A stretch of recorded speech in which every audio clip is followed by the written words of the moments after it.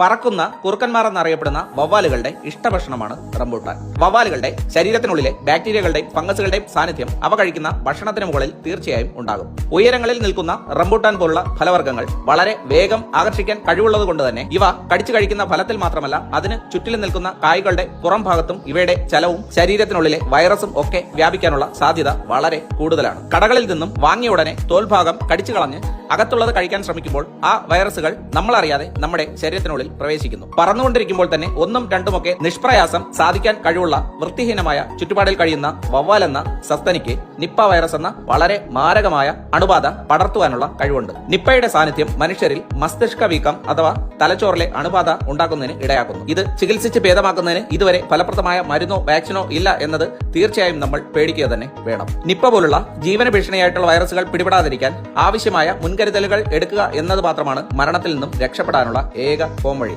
എന്താണ് ചെയ്യേണ്ടതെന്ന് വ്യക്തമായി ഞാൻ പറഞ്ഞുതരാം. വീഡിയോ സേവ് ചെയ്ത് വെച്ചാൽ തീർച്ചയായും നിങ്ങൾക്ക് പിന്നീട് ഉപകാരപ്പെടും. വീട്ടിൽ നട്ടു വളർത്തുന്നതോ കടയിൽ നിന്നും വാങ്ങുന്നതോ ആയിട്ടുള്ള എല്ലാ ഫലവർഗ്ഗങ്ങളും കഴിക്കുന്നതിന് തൊട്ടു മുമ്പ് 10 മിനിറ്റ് നേരം 1 സ്പൂൺ മഞ്ഞൾപ്പൊടി ഇട്ട വെള്ളത്തിൽ മുഴുവനായി മുക്കിവെക്കുക.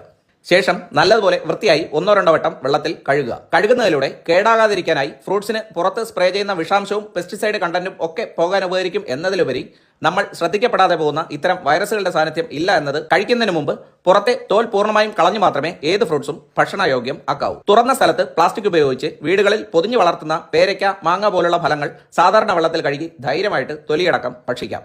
അല്ലാത്തവ വീട്ടിൽ നട്ടു വളർത്തുന്നതായാൽ പോലും കഴുകാതെ ഭക്ഷിക്കരുത്. മുകളിലത്തെ ചില്ലകളിൽ തൂങ്ങിക്കിടന്ന് ഒരുപക്ഷെ വവ്വാലിന്റെ മൂത്രമോ ശ്രവമോ ഫലങ്ങളിൽ വീണാൽ നമുക്ക് അറിയാൻ കഴിയണമെന്നില്ല.